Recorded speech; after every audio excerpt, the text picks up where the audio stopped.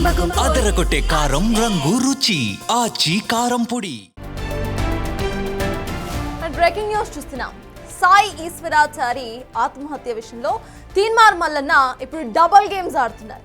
Big TV ప్రశ్నలకు సమాధానం చెప్పలేక కులం రంగు పులిమే ప్రయత్నం చేశారు ఆయన. ఈశ్వరాచారి మృతిపై బిగ్ టీవీకి ఇంటర్వ్యూ ఇచ్చిన మల్లన్న బీసీ రిజర్వేషన్ల కోసమే ఈశ్వరాచారి బలిదానం చేసుకున్నాడని చెప్పారు. ఆర్థిక సహాయం చేసిన వీడియోను మల్లన్న వైరల్ చేయడం వల్లే ఈశ్వరాచారి మనస్తాపానికి గురయ్యారని ఆయన భార్య కవిత చెబుతున్నారు. వైరల్ గా మారిన కవిత ఆడియోపై ప్రశ్నించేసరికి బిగ్ టీవీకి కులాన్ని అంటగట్టారు మల్లన్న. ఇంటర్వ్యూ మొదలు పెట్టినప్పుడు లేని ఆ అభిప్రాయం కవిత ఆడియోపై అడగగానే ఆ అభిప్రాయం వచ్చేసిందా? బిగ్ టీవీ నిజంగా బీసీలకు అన్యాయం చేస్తోందన్న ఫీలింగ్ లో ఉంటే అసలు ఇంటర్వ్యూ ఎందుకు ఇచ్చినట్టు? కవిత ఆడియోలో చెప్పిన విషయానికి సమాధానం చెప్పుకోలేక మల్లన్న బిగ్ టీవీపై నిందలేశారు. బిగ్ టీవీ ఏంటో జనానికి తెలుసు, మల్లన్న అస్సలు చెప్పనవసరం లేదు. బిగ్ టీవీకున్న సామాజిక స్పృహ ఏంటో పబ్లిక్ అందరికీ కూడా తెలుసు. మల్లన్న సర్టిఫికేట్ ఇవ్వాల్సిన అవసరమే మాకు లేదు. బిగ్ టీవీలో అన్ని కులాలు మతాల వాళ్ళు పనిచేస్తున్నారు. ఎప్పుడు కులాన్ని క్యాష్ చేసుకోవాలని మా సంస్థ చూసుకోలేదు, అనుకోదు కూడా. బిగ్ టీవీకి ఇచ్చిన ఇంటర్వ్యూలో మల్లన్న అసలు ఏమన్నారో ఇప్పుడు చూద్దాం. రోజుల క్రితము ఎమ్మెల్సీ తీన్మార్ మల్లన్న ఆఫీస్ ఎదుట చారి అనే ఒక వ్యక్తి ఆత్మహత్య చేసుకున్నటువంటి ఘటన చోటు చేసుకుంది. ప్రస్తుతం మనతో పాటు తీన్మార్ మల్లన్న ఉన్నాడు. పోలీసులు హౌస్ అరెస్ట్ చేశారు. అసలు ఎందుకు హౌస్ అరెస్ట్ చేశారో ప్రస్తుతం మనతో పాటు ఉన్నారు. చెప్పండి, మిమ్మల్ని ఈరోజు గృహ నిర్బంధం ఎందుకు చేశారు పోలీసులు? ఒకటి, సాయి ఈశ్వరాచారి తెలంగాణ రాష్ట్రంలో ఈ రాష్ట్ర ప్రభుత్వం బీసీలకు ఇచ్చినటువంటి 42% రిజర్వేషన్ హామీని మోసం చేసిందనేటువంటి మనస్తాపంతో ఆ అబ్బాయి ఆత్మ బలిదానం చేసుకున్నాడు. అతన్ని కాపాడడం కోసం శతవిధాల ప్రయత్నం చేసినాం, అయినా కూడా 97% బర్న్ అవడంతో ఆయన చనిపోవడం జరిగింది. ఇవాళ ఆయన అంత్యక్రియలు చేయాలనేటువంటి ఉద్దేశంతో మేమందరం కూడా అక్కడికి వెళ్ళాలనుకున్న సందర్భంలో నన్ను మాత్రమే ఈ రాష్ట్ర ప్రభుత్వం నన్ను మాత్రమే గృహ నిర్బంధం చేసింది. అంటే అక్కడికి ఎవరు పోయినా ప్రాబ్లం లేదు, కానీ తీన్మార్ మల్లన్న రాకూడదు. తీన్మార్ మల్లన్న వస్తే ప్రజలంతా వస్తారు. తీన్మార్ మల్లన్న వస్తే ఇక్కడ ఈ బీసీ ఉద్యమం మరింత బలపడుతుంది అనేటువంటి ఒక మోసపూరిత చర్యలో భాగంగానే గృహ నిర్బంధం చేశారు. సో ఎన్ని రోజులు నిర్బంధాల మధ్య వీళ్ళు ప్రభుత్వాన్ని నడపగలుగుతారు, ఎన్ని రోజులు ఈ నిర్బంధాలతోటి వీళ్ళు నెట్టుకు రాగలుగుతారో మేము కూడా చూస్తాం తప్పకుండా. ఈశ్వరాచారి ముందు నుంచి మీకు పరిచయం ఉన్నారా, లేదు అని అంటే వాళ్ళ భార్య వచ్చిన తర్వాత మీకు పరిచయం ఉన్నారా? అసలు అతని నేను ఇప్పటివరకు ముఖం చూడలేదు. అసలు వాళ్ళ అంటే సాధారణంగా గ్రీవెన్స్లో భాగంగా రోజు ప్రజలు వస్తూ ఉంటారు నా దగ్గరికి. సో చిన్న పిల్లల్ని, 3 పిల్లల్ని తీసుకొని వచ్చింది ఆమె. తీసుకొని వచ్చి, అన్న మాకు కష్టం ఉందన్న, మాకు తిండికి ఇబ్బంది అవుతుంది, 3 పిల్లలు ఉన్నారన్న, రూమ్ రెంట్ కూడా కట్టలేదనేటువంటి మాట చెప్తే నేనే ఆ కుటుంబానికి ఒక 20,000 రూపాయలు ఇచ్చిన. అందులో 2 నెలల రెంట్ కట్టుకోండి, మిగతా 8,000 పెట్టి ఏమైనా గ్రాసరీస్ కొనుక్కోండి అని చెప్పడం జరిగింది. సో నన్ను ఇక్కడికి పంపింది ఆ అబ్బాయేనంట. ఆ అబ్బాయి నా వీడియోస్, ఆ తర్వాత మేము చేసే కార్యక్రమాలు, బీసీ మూమెంట్ ఇదంతా అబ్జర్వ్ చేస్తాడట. దాంట్లో భాగంగా ఆయన ఇక్కడ పంపిస్తే అన్న పక్కా సాయం చేస్తాడు, మీరు వెళ్ళిరండి అని అంటే సరే అని ఇక్కడికి వచ్చినారు. వచ్చిన తర్వాత సహజంగా వచ్చినప్పుడు మేము క్రాస్ చెక్ చేసుకున్న తర్వాతనే ఏదైనా హెల్ప్ చేయాలనుకుంటాం. సో అందులో భాగంగా ఆయనకు ఫోన్ కలపండి అమ్మా అంటే కల్పిస్తే సో ఇట్లా కొద్దిగా కష్టం ఉందన్న, వాస్తవమే, నువ్వైతేనే ఆదుకుంటావన్న ఉద్దేశంతో నేను పంపించానన్నా అని చెప్పిండు. ఆ తర్వాత కొద్దిసేపు బీసీ దాని మీద మాట్లాడిండు. బీసీ అని మీరు చేయాలన్నా మీ వల్లనే అవుతుందన్నా, లేకపోతే బీసీలకు అన్యాయం జరుగుతుంది అనేటువంటి మాట చెప్పడం జరిగింది. తప్పకుండా చేస్తా బ్రదర్, ఇప్పుడైతే మీరు ఆరోగ్యం జాగ్రత్తగా చూసుకోండి అని చెప్పి 20,000 రూపాయలు నేనే ఇచ్చి పంపించాను జరిగింది. సాయి ఈశ్వరాచారి మీ ఆఫీస్కి వచ్చి ఆత్మహత్య చేసుకున్నటువంటి టైంలో మిమ్మల్ని కలవడానికి ఏమైనా పైకి వచ్చారా, లేదంటే డైరెక్ట్గా తను పెట్రోల్ పోసుకొని నిప్పంటించుకున్నారా? లేదు, నాకు ఆఫీస్లో నేను యాక్చువల్గా 4:15 అట్లా నాకు వేరే మీటింగ్ ఉంటే నేను బయలుదేరిన. నేను వెళ్ళిపోయిన తర్వాత ఆయన కరెక్ట్గా 5:20 అట్లా వచ్చిందంట. వస్తే నేను మల్లన్నను కలవాలి, మల్లన్న కాలు ముక్కాలి అని చెప్పాను అన్నట. అంటే ఇప్పుడు ఎందుకు బ్రదర్, అన్న లేడు కదా, రేపు పొద్దున్న రండి అని చెప్పి మా వాళ్ళు చెప్తే వచ్చిండు, వచ్చి ఆడ నా ఫోటో ఉంటే నా ఫోటోకు దండం పెట్టిండు.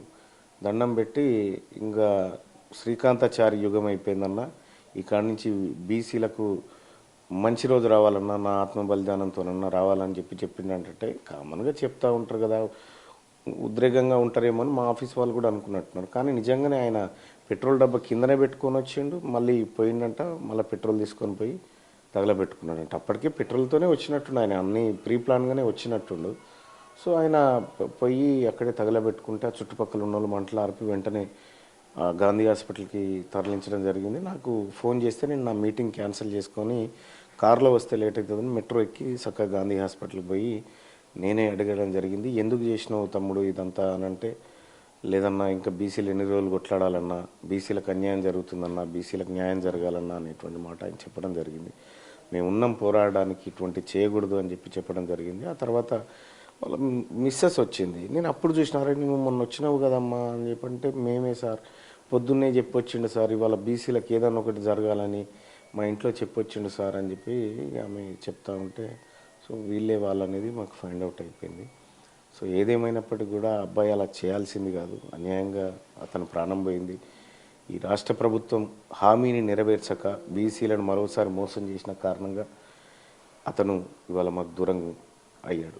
మీరు బీసీలకి అన్యాయం జరిగింది అని చెప్పేసి సాయి ఈశ్వరాచారి చనిపోయాడు అని చెప్తున్నారు. కానీ వాళ్ళ భార్య వీడియో ఆడియో ఒకటి వైరల్ అవుతుంది. నా భర్త చనిపోవడానికి తీన్మార్ మల్లన్న సోషల్ మీడియాలో ఒక పోస్ట్ చేశాడు, మాకు సహాయం చేస్తూ, ఆ వీడియో కారణము అని చెప్తుంది. విన్నారా ఆ ఆడియో మీరు? నేను ఈ పనికి మాలిన మీడియా చెప్పే అంశాలు కాదు, ఆ వీడియో ఆడియో గురించి కాదు నా టాపిక్. ఆ అమ్మాయి నాకు ఒక వీడియో పంపింది, అన్న బీసీ ఉద్యమం కోసం చనిపోయిందని. అమ్మాయి క్లియర్గా అక్కడికి వచ్చి, ఏది గాంధీ హాస్పిటల్ దగ్గరకు వచ్చి ఆ అమ్మాయి మీడియాతో మాట్లాడింది. అప్పుడు ఏడికి పోయింది మీ బిగ్ టీవీ? అది ఎందుకు కవర్ చేయలేదు?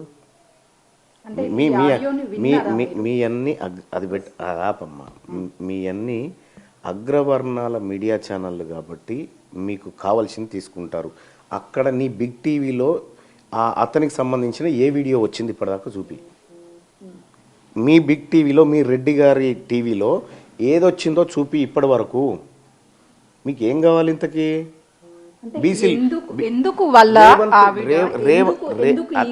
నేను కూడా చూపిస్తాను, నేను చూపిస్తా తల్లి, నీకు ఇప్పుడు చూపిస్తా. ఆ దగ్గర పెట్టుకొని ఫోన్ అక్కడ పెట్టుకో. నీ బిగ్ టీవీలో ఇప్పటి వరకు మా బీసీ బిడ్డ ఆత్మ బలిదానం పైన ఒక్క వీడియో వచ్చిందా? అది చెప్పు నాకు ఫస్ట్. మేము ఆల్రెడీ ఎలా జరిగింది సంఘటన అని చెప్పేసి మొదటి నుంచి కూడా బిగ్ టీవీ కవర్ చేస్తుంది. బీసీల బంద్లో కూడా ప్రతిసారి బీసీలకి అండగానే. ఇక్కడ మా బిడ్డ బలిదానం కాకుండా ఒక రెడ్డి చనిపోయినుంటే ఇవాళ నీ బిగ్ టీవీ ఆడ లైవ్ పెట్టకపోతుండేనా? ఇప్పుడు పెట్టకపోతుండేనా? ఇప్పుడు సమస్యని మీ వరకు తీసుకొచ్చింది బిగ్ టీవీ అని అంటే, బిగ్ టీవీ నా దగ్గరికి ఏం తీసుకురాలి? బిగ్ టీవీ బీసీలకు పెద్ద సమస్య. బిగ్ టీవీ అసలు బిగ్ టీవీని బొందబెట్టడమే మా లక్ష్యం భవిష్యత్తులో. ఎందుకంటే మా బీసీల రక్తం దాగుతున్నటువంటి ఛానళ్ళలో బిగ్ టీవీ కూడా ఒకటి ఉంటుంది. ఇది కూడా ఒక రెడ్డి గారిదే ఛానల్. మాకు అంత తెలివి ఉంది, ఏం తెలివిలేకలేం బీసీలమంతా కూడా. కానీ ఒకటి చెప్తా ఉన్నాం, ఇప్పటికైనా ఈ కుట్రలు కుతంత్రాలు బంద్ చేసుకోవాలి. మీ అగ్రవర్ణ మీడియా అంతా, ఈ దొంగ మీడియా అంతా, ఇది మీరు ఎట్లాగో ప్లే చేయరు, అది నాకు తెలుసు. రంగన్న ఇది రికార్డ్ చేసుకొని నేను చెప్పేది వీడియో చెప్పండి. అంటే ఈ ఆడియో మీద మీరు ఏం చెప్తారు? ఆమె చెప్పింది నిజమా కాదా? ఆమె చెప్పిన దాన్ని వాస్తవమా? ఆమె కంప్లైంట్ లో ఏం రాసిందో చూసారా? ఒక్కసారి మీ దగ్గర ఉన్నటువంటి వీడియోని ప్లే చేయండి. ఆమె వచ్చి మీ దగ్గర ఏం మాట్లాడారు, ఇక్కడ ఉన్నటువంటి ఆడియోకి ఏం సమాధానం?